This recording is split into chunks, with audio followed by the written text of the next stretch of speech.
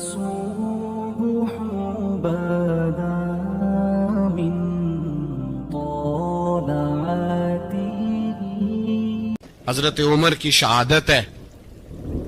یہودی بول اٹھا, کافر بول اٹھا, اگر 6 مہینے عمر دنیا میں اور رہتے تو دنیا میں کوئی کافر موجود نہ ہوتا. 6 مہینے. اور جب اس بطل جلیل کا جنازہ اٹھا, اللہ بخاری پڑھیے نا, اللہم ارزقنا شہادت فی سبیلک, اللہ بسترے کی موت نہ دینا, شہادت کی دینا. عمر شہید ہوئے, مسجد نبوی میں نماز پڑھاتے, اور جب جنازہ اٹھا تو مدینے کا پھر پیچھے جو دلیر بچے وہ مولا علی تھے. مولا علی, جناب عمر کا جنازہ اٹھا تو سب سے پہلی ہائے جو نکلی وہ حضرت علی کی زبان سے نکلی, اور حضرت علی کی ساری داڑھی آنسوؤں سے بھر گئی.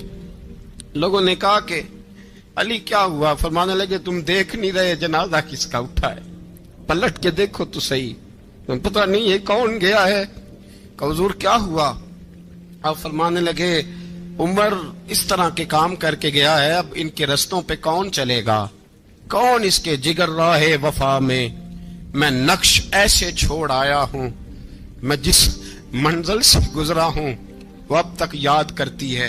حضرت علی حضرت عمر کے جنازے پہ کھڑے ہو کے کہتے ہیں اللہ مجھے اس طرح کے عمل کرنے کی توفیق دے جس طرح کے عمر کر کے گیا. میرے بھائی, بطل عزیز, بطل حریت حضرت عمر رضی اللہ تعالیٰ عنہ, جو اپنی زندگی انقلاب والی گزار کے گئے.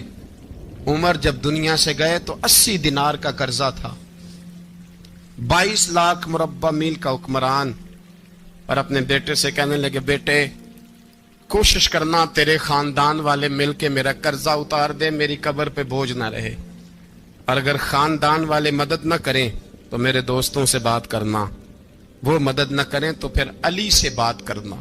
ان کا پیار آپس میں اتنا, اور تو اختلاف ثابت کر رہا. 80 دینار کا قرضہ چھوڑ کر حضرت عمر دنیا سے گئے, اور جاتی دفعہ کہہ گئے میرے بعد میرے بچوں کو حکومت کے مشورے میں بھی شامل نہ کرنا, حکومت کے مشورے میں بھی میری اولاد شامل نہ ہو. اتنا بڑا شخص اتنا بڑا رنگ دے کے 1 محرم کو جب عمر فاروق کا وصال ہوا تو بیٹے سے کہنے لگے اماں عائشہ سے جا کے کہو میرا بھی نبی پاک کے روزے میں دفن ہونے کو دل کرتا ہے. ایک قبر کی جگہ ہے اماں جی نے اپنے لیے رکھی ہے, بخاری ہے بخاری. حضرت عائشہ کے پاس صاحبزادے گئے, کہنے لگے اماں جی عمر کو زخم لگ گیا ہے, حالت بڑی پریشانی والی ہے. وہ کہتے ہیں اگر اماں اجازت دیں.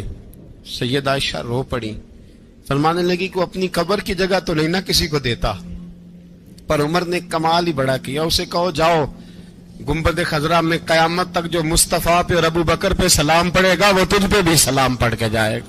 جاؤ میں نے جگہ دی. اعلیٰ حضرت فاضل بریلوی رحمت اللہ علیہ فرماتے ہیں وہ عمر جس کے آدھا بشیدہ شکر, اس خدا دوست حضرت پہ لاکھوں سلام, اس خدا دوست حضرت پہ. آپ یقین کریں ممبر پہ بیٹھا ہوں, حضرت عمر کا جب نام لیتا ہوں تو میرے وجود کے رونگٹے کھڑے ہو جاتے ہیں. حضرت عمر کی زندگی جب پڑھتا ہوں تو لگتا ہے خدایا ایسے شخص بھی دنیا میں آئے. کہ حضرت عمر رضی اللہ تعالیٰ عنہ کا آج یوم شہادت ہے. میرا تو دل کرتا تھا کہ فجر سے باتیں شروع ہوں اور سارا دن ہی عمر کی باتیں ہوتی رہیں, سارا دن جناب عمر کی باتیں, سارا دن. اس لیے کہ ذکر جناب عمر کا ہوگا پر راضی اللہ کے رسول ہوں گے.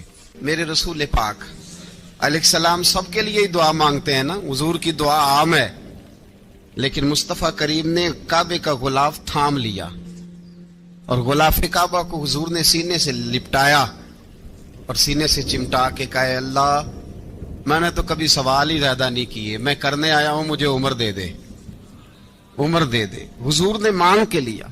اور پھر جب جس کو حضور مانگے اللہ سے, حضرت عوف بن مالک اشجعی ایک صحابی ہیں. حضرت عوف بن مالک رضی اللہ تعالیٰ عنہ فرماتے ہیں کہ جناب ابو بکر صدیق کا زمانہ تھا تو میں نے خواب دیکھا, میں نے خواب میں جناب عمر کو دیکھا, اور میں نے دیکھا کہ کوئی کہنے والا کہہ رہا ہے کہ عمر وہ ہے کہ اللہ کے رستے میں کوئی اسے جتنا مرضی برا بھلا کہے یہ پرواہ نہیں کرتا. کس کے رستے میں؟ بولے سارے.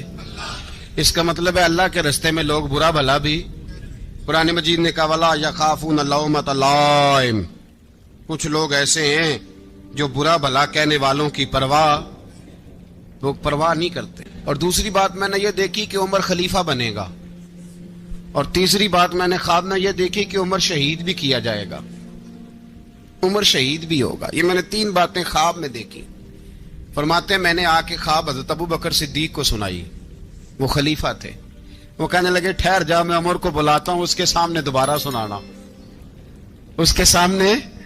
فرماتے میں نے بلایا حضرت عمر فاروق کو، آ کے بیٹھے، خواب شروع ہوا۔ کا ایک بات تو میں نے یہ دیکھی کہ آپ ملامت کرنے والے کی پرواہ نہیں کرتے، دوسرا آپ خلیفہ بنے گے۔ جناب عمر کہنے لگے چپ کر، ابو بکر کے سامنے ہی کہہ رہا ہے، چپ کر، خلیفہ کے سامنے ہی کہہ رہا ہے۔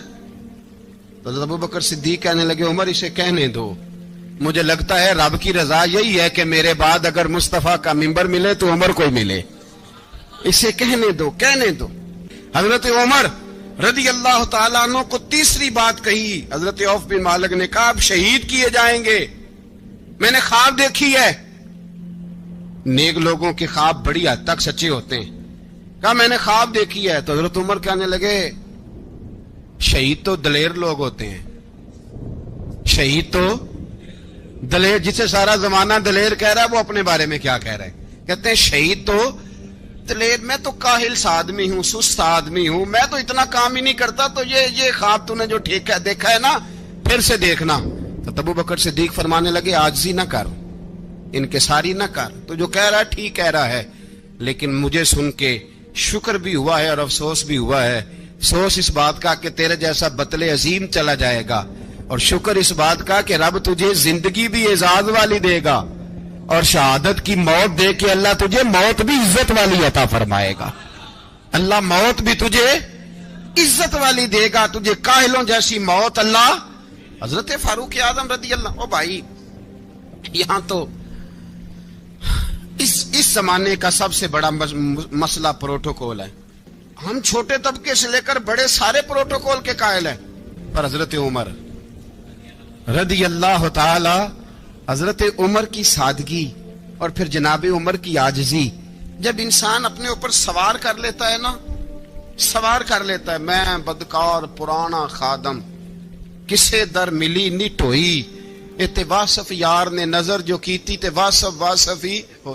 میں اکثر سوچتا ہوں حضور نے جہاں بھی کہا نا، فرمایا میرے بعد نبی ہوتے تو خطاب کے بیٹے عمر ہوتے۔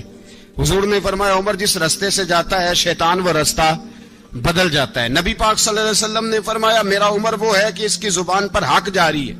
حضور علیہ الصلوۃ والسلام نے فرمایا 950 سال حضرت جبریل میرے عمر کی شان بیان کریں تو ان کی عظمت ختم نہیں ہوتی۔ 950 سال جبریل عظمت بیان کرے تو ختم نہیں ہوتی۔ یہ بات ہے حضرت عمر کی، اور فرمایا عمر ابو بکر کی نیکیوں میں سے ایک نیکی ہے، یہ شان ہے اب عمر فاروق رضی اللہ تعالیٰ عنہ کی۔ حضور نے فرمایا میرے بعد نبی ہوتے تو عمر ہوتے، جس گلی سے عمر آئے شیطان رستہ بدل جائے۔ میرے عمر فاروق کی شان 950 سال بیان ہو تو ختم نہ ہو۔ عمر کی زبان پر اللہ حق بیان کرتا ہے، جو عمر کہتا ہے وہی رب کر دیتا ہے۔ حضور ساری زندگی فضیلتیں بیان کرتے رہے، عمر جواب میں کیا کہتے ہیں؟ کوئی بتائے نا کہ یہ والی حدیثیں کبھی عمر نے بھی روایت کی ہوں کہ حضور نے میرے بارے میں یہ کہا ہے۔ یہ روایتیں وہ روایت نہیں کرتے، ان سے جب لوگ کہتے عمر تیری بڑی بات ہے تو عمر رو پڑتے، کہتے میں تو اونٹ چرانے والے باپ کا بیٹا ہوں، میں تو اونٹ چرانے والے باپ کا بیٹا، اونٹ چرا۔ اس سے آگے عمر گئے ہی نہیں ساری زندگی، اس سے آگے لفظ ہی نہیں ادا کی۔ اور میں تو بھائی اونٹ چرانے والا، میرا باپ تو اونٹ چرایا کرتا تھا، 10 اونٹ تھے، میری ڈیوٹی ہوتی تھی، سنبھالے نہیں جاتے تھے، ابا ڈنڈوں سے مارتا تھا۔ ساری زندگی عمر حج کرنے گئے، ایک خشک تنا کھجور کا عمر فاروق رضی اللہ تعالیٰ عنہ نے اس کو اپنے کلاوے میں لیا، رونے لگے۔ لوگوں نے کہا عمر کیا ہوا؟ فرمانے لگے یہاں میں اونٹ چرایا کرتا تھا، یہاں میں اونٹ چراتا تھا، 10 اونٹ سنبھالے نہیں جاتے تھے۔ دیکھو رسول اللہ کی شان، آج ساری امت چلانے کا طریقہ عطا فرما دیا ہے، ساری نظریے سے پیار۔ یار پیسہ کس کو برا لگتا ہے؟ سارے صحابہ مل کے آئے, کہنے لگے عمر فاروق سے کہنا ہے نبی پاک کے زمانے میں تو ظاہراً غربت تھی, ابو بکر کے دور میں بھی غربت تھی, اب تو بڑا محال ہے,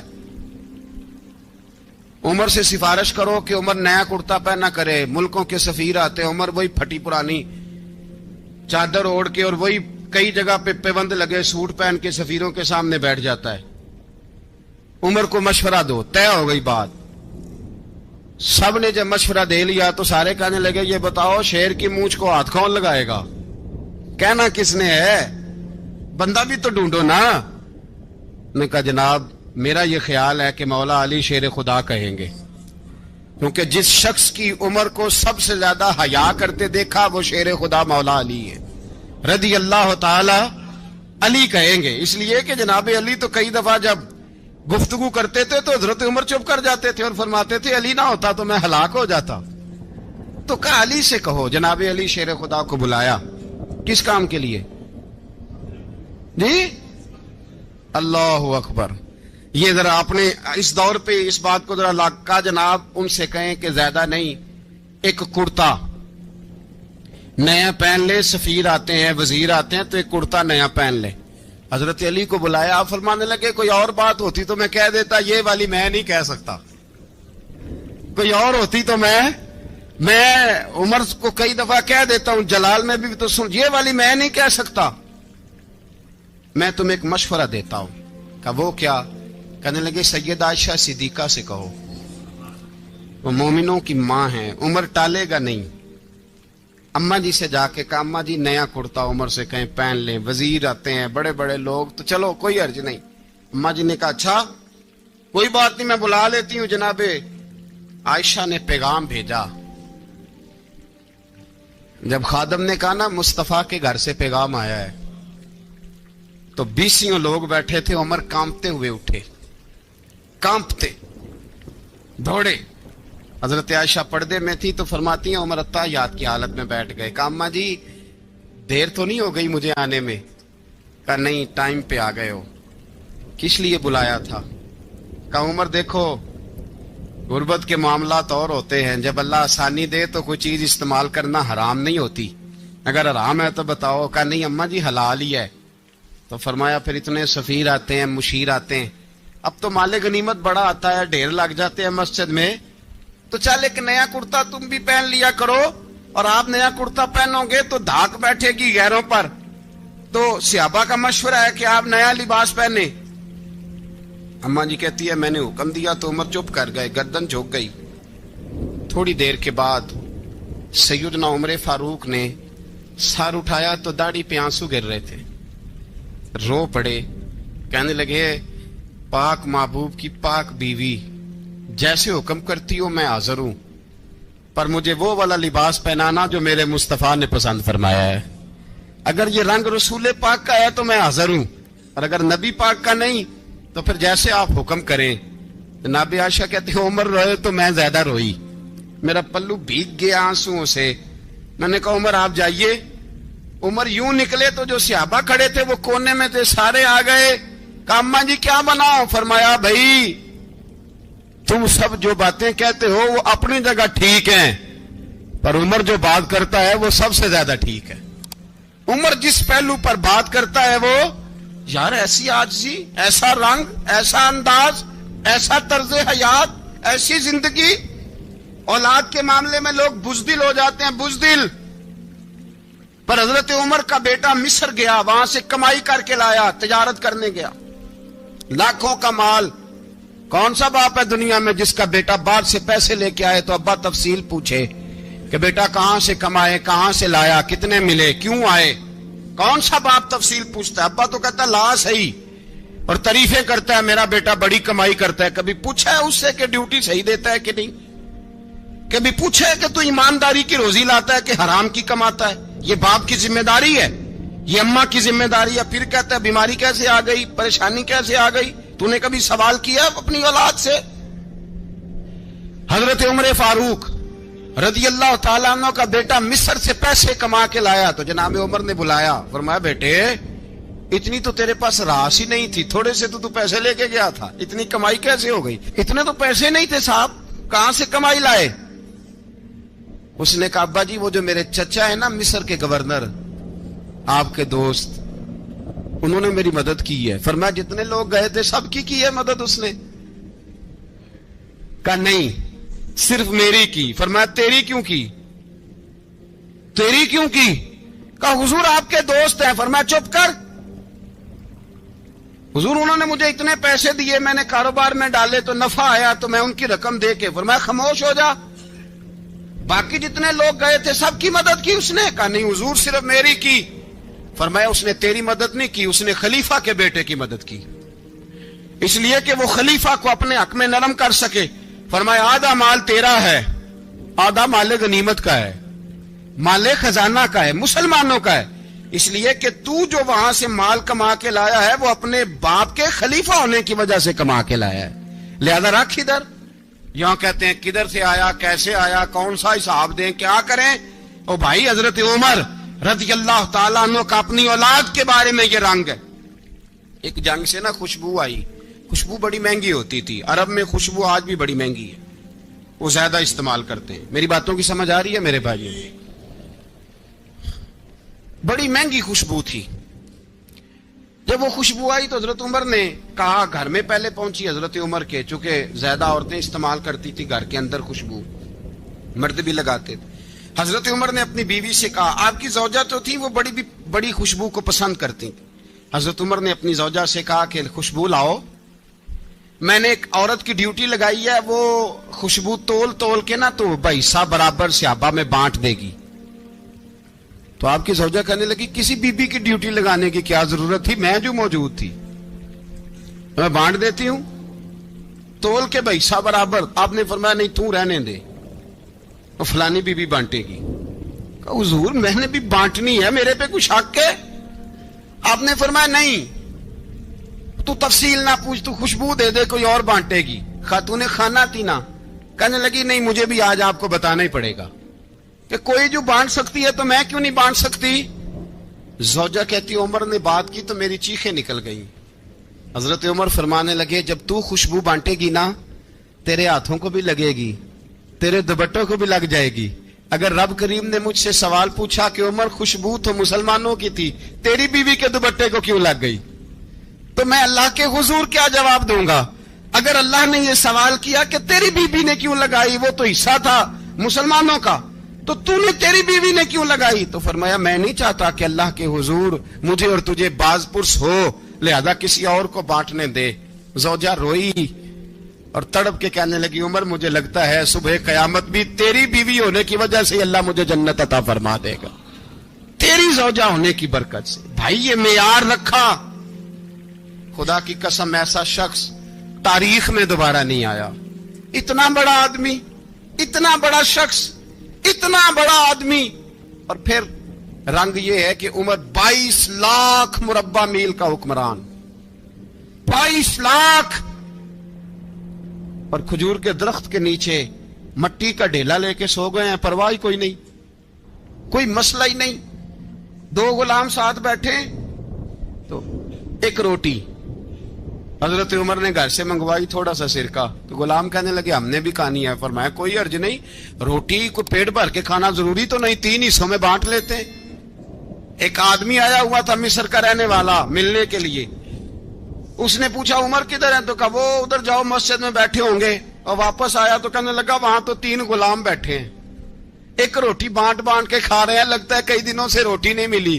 کہا 3 غلام تو کوئی نہیں وہاں 2 ہی تھے تیسرے تو امیر المومنین تھے. اس نے کہا نہیں 3 غلام ہیں کپڑے بھی ایک طرح کے پہنے ہوئے بلکہ 2 کے تو پھر صحیح ہیں تیسرے کے تو زیادہ ماڑے ہیں. کپڑے بھی ایک طرح کے کھانا پینا بھی ایک طرح کا اور ان کا نشست برخاست بھی ایک طرح کی ہے لہذا کوئی فرق نہیں. حضرت ابو ہریرہ کہتے ہیں میں لے کے آیا اور جناب عمر کو جب میں نے کچی زمین میں تامت سمیٹ بیٹھے دیکھا تو میں رو پڑا. میں نے اس مصر سے آنے والے کو کہا تو اس کے جلوے دیکھ اگر اس کی ذات میں اتنا حسن ہے تو محمد عربی کا مقام کیا ہوگا. یہ مقام غور ہے مقام غور. ایک آدمی کو آپ نے دیکھا آنکھوں سے نابینا ہے اور بھیک مانگ رہا ہے تو حضرت عمر کو نظر آ گیا. فرمایا کون ہو؟ اس نے کہا میں یہودی ہوں. فرمایا بھیک کیوں مانگتے ہو؟ کہا جب تک تندرست تھا مسلمانوں کو جزیہ دیتا تھا، بوڑھا ہو گیا ہوں کیا کروں؟ حضرت عمر نے گھوڑے کی پشت پہ بٹھایا کافر کو، گھوڑے کی پشت پہ بٹھایا اور بٹھا کے مدینے لائے۔ حضرت علی شیر خدا وزیر خزانہ تھے، فرمایا علی اس کا وظیفہ جاری کرو۔ کہا یہ کون ہے؟ فرمایا یہ یہودی ہے لیکن یہ ہمیں جزیہ دیتا رہا، بوڑھا ہو گیا بیچارہ، بھیک مانگنے پہ مجبور ہے، ہماری حکومت کے اندر رہتا ہے، اس کا پورا وظیفہ جتنا خرچہ اتنا وظیفہ لگاؤ۔ حضرت علی کہتے ہیں میں وظیفہ لگا رہا تھا اور وہ میرے نبی کا کلمہ پڑھ رہا تھا، وہ رسول اللہ کا کلمہ پڑھ رہا تھا۔ یہ مزاج، یہ نہیں کہ کافر۔ حضرت عمر نے گورنروں کو خط لکھے تھے کہ زبردستی کسی کو مسلمان نہیں کرنا، جہاں ان کی عبادت گاہیں بنی ہو گرانی نہیں، کوئی مندر کوئی گرجا ضائع نہیں کرنا۔ بات دور نکل جائے گی اور میں اپنے مضمون پہ رہتا ہوں۔ اہل بیت کا پیار اگر سکھایا ہے تو جناب عمر نے سکھایا ہے رضی اللہ تعالی عنہ۔ امام حسن ملنے، آپ یقین کریں میں جب اس واقعہ کو پڑھتا ہوں تو میرا دل جھوم جاتا ہے۔ میں کہتا ہوں یار ڈاڈا ہونا اپنی جگہ پہ، عشق ہونا اپنی جگہ پہ، انسان کا باوقار ہونا اپنی جگہ، جہاں کھڑے ہونا تھا وہاں یہ کھڑے ہوتے تھے اور جہاں جھکنا تھا وہاں یہ ان لوگوں میں اقبال نے کہا تھا تیری نگاہ ناز سے دونوں مراد پا گئے، عقل غیاب و جستجو عشق حضور و اضطراب۔ جہاں اگر آیا ہے سامنے کیسر و کسرا تو عمر جیسا دلیر کوئی نہیں، اگر سامنے آیا ایران کا بادشاہ تو عمر جیسا تگڑا کوئی نہیں، اگر آیا ہے سامنے غسان کا بادشاہ تو عمر جیسا عادل کوئی نہیں، لیکن اگر علی کا بیٹا آیا ہے، اگر فاطمہ کے لال پارے آئے ہیں تو پھر فاروق اعظم سے جیسا محب کوئی نہیں، پھر ان سے جیسا پیار کرنے والا کوئی نہیں۔ اندر بیٹھے ہیں جناب عمر، اندر تنہائی میں کچھ وزیروں سے گفتگو ہو رہی ہے، میٹنگیں جاری ہیں۔ آپ کے بیٹے ملنے آئے جناب عبداللہ ابن عمر، ابا جی ملنے آئے، بات ٹھہرو بات کر رہا ہوں، کوئی نہ اندر آئے۔ صاحبزادہ باہر کھڑا ہے، تھوڑی دیر گزری تو امام حسن بھی آ گئے۔ کون آئے؟ آپ کو جو ملے گا امام صاحب کا نام لینے سے، وہ سردار ہیں جنتی۔ کون آئے؟ سارے بولیے امام حسن، تیری نسل پاک میں ہے بچہ بچہ نور کا، تو ہے نے نور تیرا سب کرانا۔ امام حسن آئے تو حضرت عبداللہ ابن عمر کو دروازے پہ کھڑے دیکھا، کہا امیر المومنین کہاں ہیں؟ کہنے لگے حضرت عمر کے بیٹے۔ کہنے لگے وہ اندر بیٹھے، کچھ میٹنگ ہو رہی ہے اور انہوں نے کہا کوئی اندر نہ آئے، لیکن آپ جانا چاہیں تو چلے جائیں، آپ جانا چاہیں تو تیری نسل پاک میں ہے بچہ بچہ نور، آپ جانا چاہیں تو چلے جائیں۔ تو انہوں نے کہا جب آپ باہر کھڑے ہیں تو مجھے کوئی اتنا ضروری کام نہیں، اور ابھی زور کی نماز تھوڑی دیر میں ہوگی، میں مسجد میں مل لوں گا امیر المومنین سے۔ یہ بات کہہ کہ امام حسن چلے گئے۔ یار اتنی بڑی بات نہیں تھی، اتنی بڑی بات نہیں تھی۔ تو میرے استادوں کا بیٹا بھی آئے تو کہا ٹھیک ہے جی وہ سوئے ہوئے ہیں، کوئی غرض نہیں یار میں ٹھہر کے آ جاؤں گا، کوئی بڑی بات نہیں تھی، دیکھا جائے تو بڑی بات نہیں تھی، پر بات بہت بڑی تھی، اس لیے کہ یہ خالی حسن نہیں، یہ حسن ابن علی ہے، یہ حضرت فاطمہ کے لخت جگر۔ حضرت عمر باہر نکلے، عبداللہ ابن عمر سے پوچھا کوئی آیا تو نہیں؟ تو کہا حضور امام حسن آئے تھے۔ تو کہا پھر شہزادے کو اندر کیوں نہیں بھیجا؟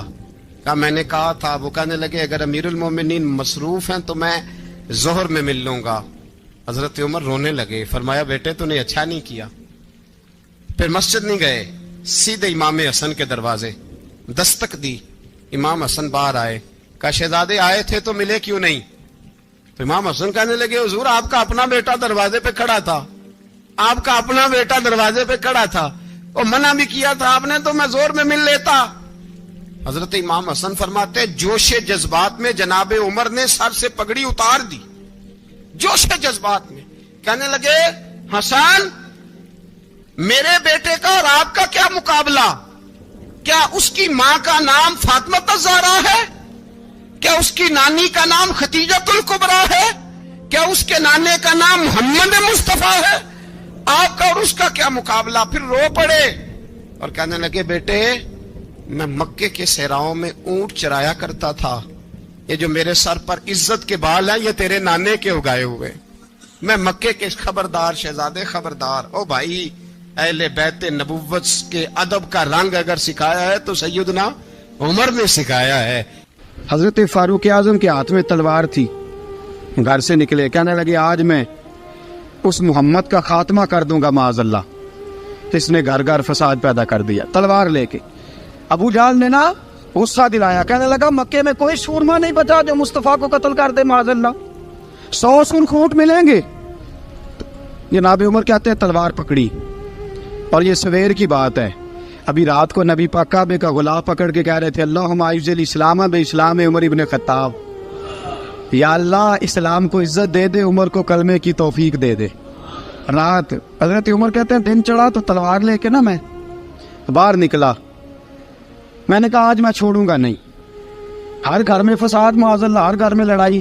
فرماتے ہیں رستے میں حضرت ارقم بن زید مل گئے, کہنے لگے کدھر جا رہا ہے؟ میں نے کہا آج میں مصطفیٰ کو قتل کروں گا. کہنے لگے جا پہلے اپنے گھر کی خبر لے, تو جدھر جا رہے نا ادھر بعد میں جانا, پہلے اپنے گھر کی پہلے خبر لے. کہنے لگا میرے گھر کو کیا ہوا؟ کہنے لگے تیری بہن فاطمہ بنت خطاب اور تیرا بہنوئی سعید بن زید دونوں کلمہ پڑھ چکے, جا پہلے اپنے گھر کی خبر لے. حضرت عمر فرماتے میں گیا, بڑا غصہ آیا کہ میرے گھر میں آگ لگ گئی.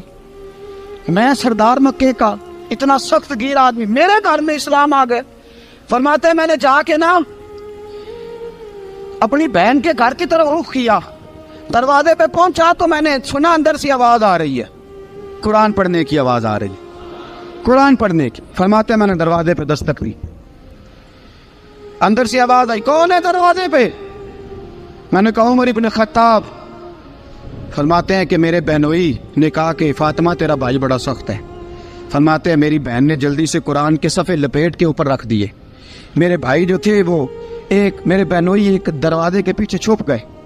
فرماتے ہیں میری بہن سامنے کھڑی ہے, پیار بھی بڑا تھا. میں نے جاتے ہی کہا کیا کر رہی تھی؟ توجہ ہے آپ کی؟ غلامان محمد جان دینے سے نہیں ڈرتے, یہ سر کٹ جائے یا رہ جائے کچھ پرواہ نہیں کرتے. ہمیں لگے کیا کر رہی تھی؟ حضرت فاطمہ خاموش ہے. عمر کہتے میں نے ڈانٹ کے, بولتی کیوں نہیں, کیا کر رہی تھی؟ میں نے کہا قرآن پڑھ رہی تھی, قرآن پڑھ رہی تھی. کہا تجھے پتا نہیں, تجھے میرا پتا نہیں؟ فرمایا سارا ہی پتا ہے. کہا تو جانتی نہیں لات و منات کو برا کہتے ہیں؟ فرمایا وہ بات کی باتیں تھی, وہ جاننے نہ جاننے کی باتیں.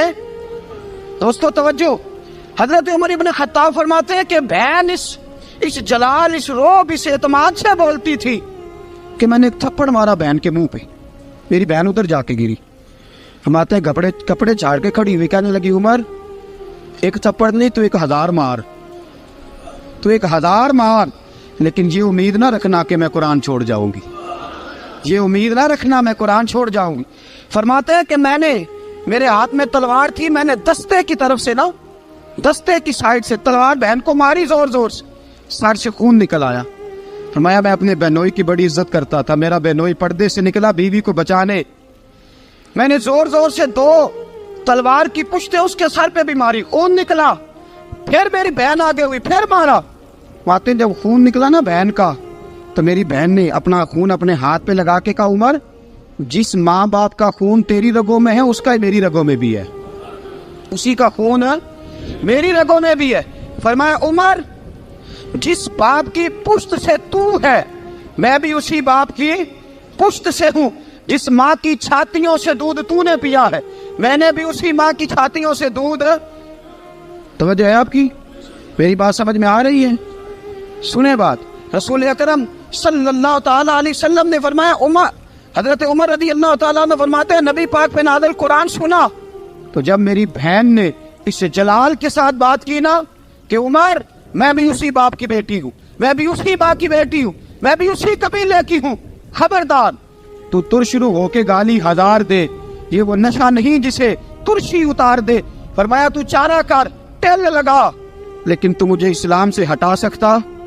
حضرت عمر فرماتے ہیں بہن کا جلال دیکھا تو میں ٹھنڈا ہو گیا, بہن کا جلال دیکھا تو میں نے کہا اچھا مجھے دکھاؤ کیا پڑھ رہی تھی, مجھے دکھاؤ ذرا کیا پڑھ رہی تھی. فرماتے ہیں میری بہن کہنے لگی تو کافر ہے, انما المشرکون نجس, جا پہلے وضو کر کے آ, جا غسل کر کے آ, جا پہلے نئے کپڑے دھلے ہوئے پہن کے آ, پہلے تیار ہو کے آ. حضرت عمر فرماتے ہیں میں تیار ہو کے آیا, میری بہن نے جھولی میں صفحے رکھے, قرآن پڑھے بہن, سنے بھائی، اللہ تقدیر بدل دیتا ہے. قرآن پڑھے بہن اور سنے بھائی.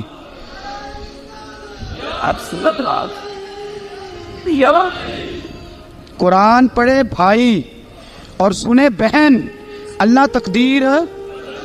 لیکن آج بہن بھائی قرآن تو سنتے سناتے ہی نہیں نا. یہ تو رواج ختم ہو گیا نا. وہ قوم جو کل لڑتی تھی ننگی شمشیروں کے ساتھ، وہ آج سینما دیکھنے جاتی ہے اپنی ہمشیروں کے ساتھ. معاذ اللہ، نعوذ باللہ، استغفر اللہ. ہمارا وہ حال نہیں رہا جو تھا. حضرت عمر فرماتے ہیں بہن نے قرآن پڑھا، میں نے قرآن سنا، پتہ نہیں قرآن میں کیا لذت سی، میں رو رو کے بے حال ہو گیا. فرماتے میرے جیسا سخت آدمی، میرے جیسا سخت جو کبھی نہیں رویا تھا، آج قرآن سنا. فَإِذَا سَمِعُوا مَا أُنزِلَ إِلَى الرَّسُولِ تَرَىٰ أَعْيُنَهُمْ، جب قرآن، اللہ کا قرآن پڑھا جاتا ہے جو رسول پہ آیا، تو لوگوں کی آنکھوں کو تم دیکھو گے، ان کی آنکھوں میں آنسو ہوتے. فرمایا میں رو رو کے بے حال ہو گیا. میری بہن کہنے لگی بھائی کیا پروگرام ہے؟ میں نے کہا مجھے بھی لے چلو، مجھے بھی لے چلو. کہا چلو. فرمانے لگے ذرا ٹھہر جاؤ، میرے نا ہاتھ باندھو رسیوں کے ساتھ، نا میرے ہاتھ پیچھے میرے ہاتھ باندھ لو، گلے میں میری تلوار لٹکا لو. میں مارنے آیا تھا، اب میں مجرم بن کے جانا چاہتا ہوں، مجرم بن کے. اور ہمارے شیخ فرمایا کرتے تھے استاد گرامی، حضرت عمر فرمانے لگے مجھے مارتے مارتے لے کے جاؤ. میں چونکہ مارنے آیا تھا نا مجھے. اور ایک پنجابی کا شاعر کہتا ہے حضرت عمر نے کہا کروں آیا سا مار مکاونے نو، کروں آیا سا مار مکاونے نو، ہن مینوں مار دے لے چلو. متے عمر دی عمر برباد ہوئے جتھے عمر سوار دے لے چلو. کروں آیا سا مار مکاونے نو، ہن مینوں مار دے لے چلو.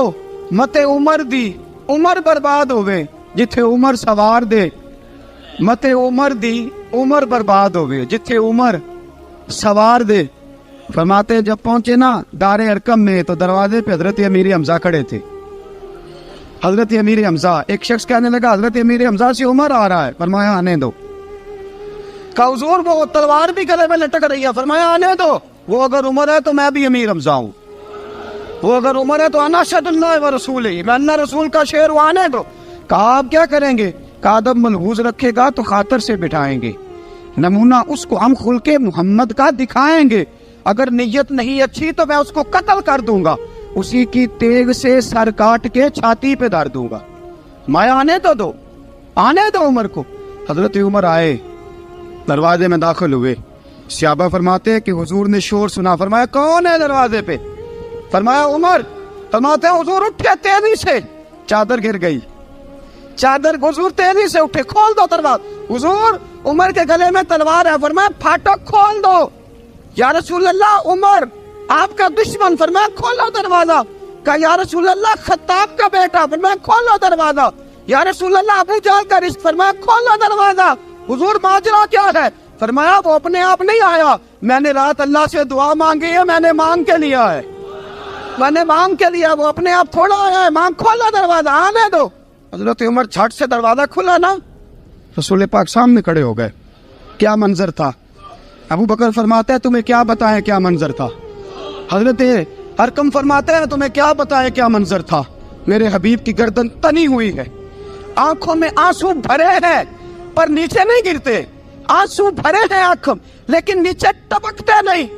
میرے رسول پاک آگے بڑھے، عمر کی گردن جھکی ہوئی ہے، عمر اوپر نہیں دیکھتے. حضور آگے بڑھے، جا کے حضرت عمر کا کندھا زور سے ہلایا. فرمایا کیا پروگرام ہے تیرا، کیا ارادہ ہے تیرا، بول. حضرت فاروق اعظم آنکھ یوں اٹھا کے کہنے لگے سونیا بس اب کلمہ پڑھنے کا ارادہ ہے، سونیا کلمہ پڑھنے کا. صحابہ فرماتے ہیں پتہ نہیں کیا ہوا، پتہ نہیں. حضور کا اتنا جوش ہم نے کبھی نہیں دیکھا، نبی پاک کو نعرہ لگاتے ہم نے پہلے کبھی نہیں دیکھا.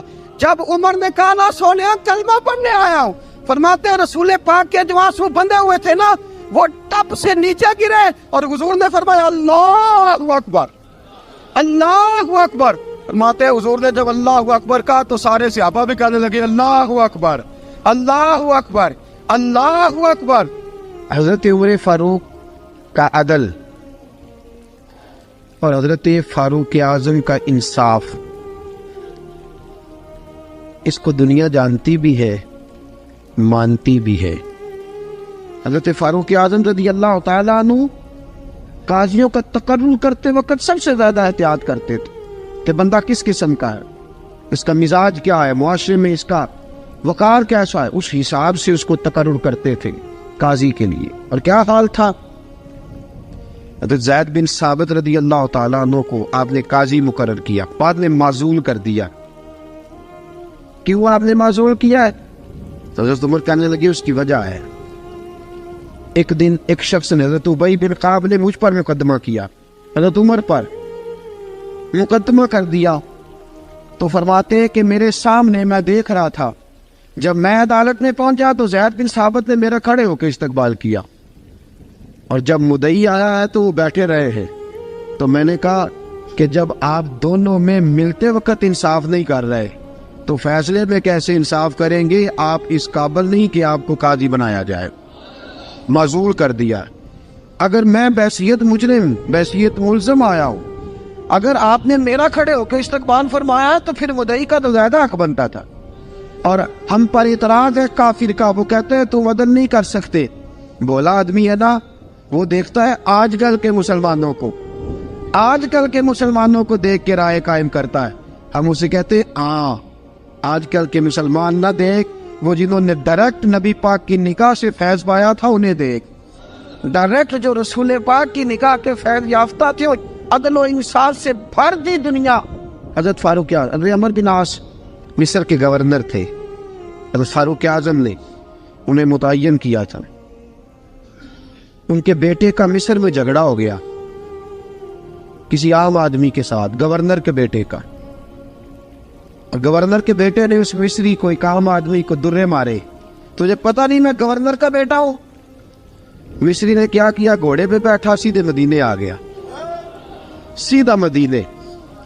حضرت فاروق اعظم کے در دولت پہ پشت سے کپڑا اٹھایا، پشت سے اس نے اپنے نشان دکھائے تو جناب عمر کی آنکھوں میں آنسو آ گئے۔ ایک عام آدمی ہے، جانتے کوئی نہیں، تمہیں رو پڑے، اتنا ظلم، اور میری سلطنت میں کوڑے برسے تیری پشت پہ، فوراً لے جا، جاؤ بلا کے لاؤ۔ حضرت عمر بن عاص اپنے بیٹے سمیت آئے، بڑی عدالت ہے۔ حضرت فاروق اعظم کے لفظ، فرمایا اس کو اس کی ماں نے آزاد پیدا کیا تھا، تو نے اسے کیوں غلام بنایا ہے؟ اس کی ماں نے آزاد جنا تھا، تو نے کب سے لوگوں کو غلام؟ کہا بیٹے یہ کیا کہتا تھا؟ یہ کہتا تھا میں گورنر کا بیٹا ہوں، تو یہ جانتا نہیں؟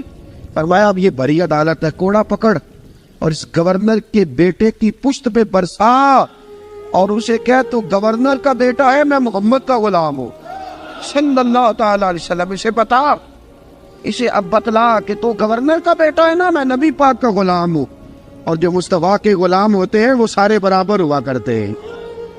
حضرت فاروق اعظم کا عدل، جناب فاروق اعظم کا انصاف، جناب فاروق اعظم رضی اللہ تعالیٰ عنہ۔ روم کا ایلچی آیا نا حضرت عمر فاروق کے پاس، تو وہ کہتا ہے میں پیغام لے کے آیا اپنے بادشاہ کا، اور میں سفیر تھا، میں بڑے ملکوں میں گیا، بڑے بادشاہ دیکھے، بڑے امیر دیکھے۔ حضرت فاروق اعظم رضی اللہ تعالیٰ عنہ کے دربار مجھے بھیجا گیا، جب پہنچا تو میں نے مسلمانوں سے کہا تمہارے بادشاہ کا دربار کہاں ہے؟ انہوں نے کہا نہ ہمارا بادشاہ ہے نہ کوئی دربار ہے، نہ بادشاہ ہے نہ کوئی۔ اچھا تو پھر وہ کدھر بیٹھتے ہیں؟ کہا یا مسجد میں ملیں گے یا اپنے جھونپڑے میں ملیں گے۔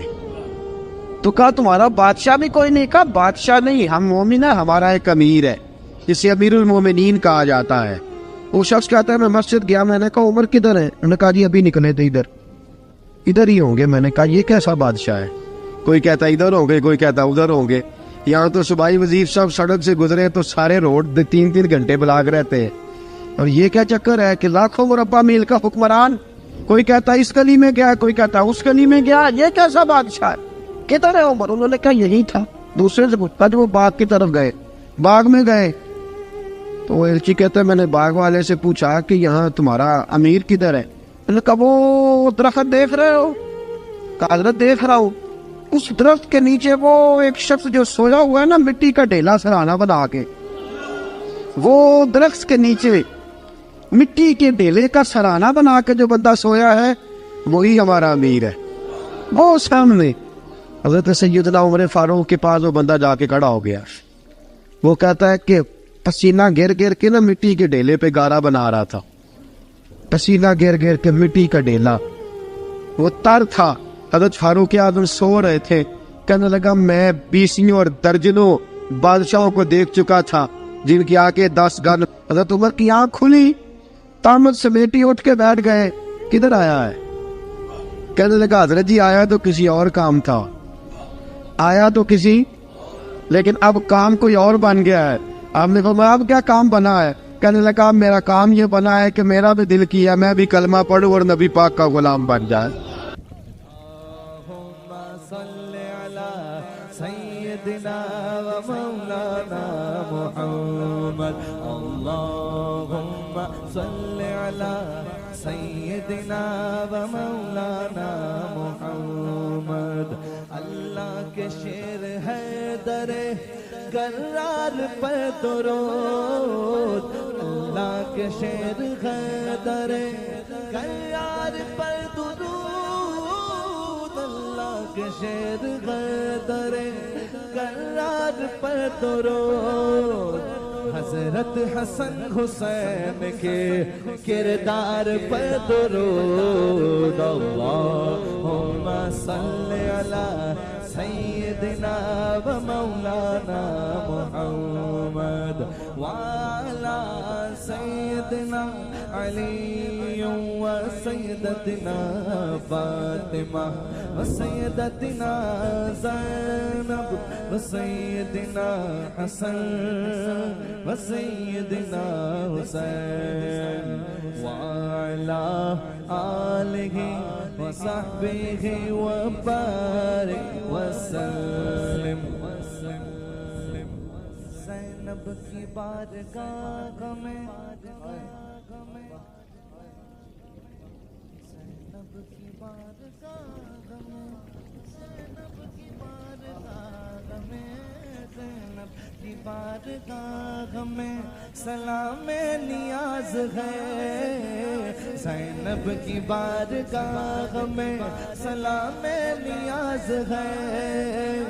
جو مرتضیٰ کی لاڈلی زہرا کا ناز ہے. اللہم صلی علی سیدنا و مولانا محمد وعلی سیدنا علی و سیدتنا فاطمہ و سیدتنا زینب و سیدنا حسن و سیدنا حسین.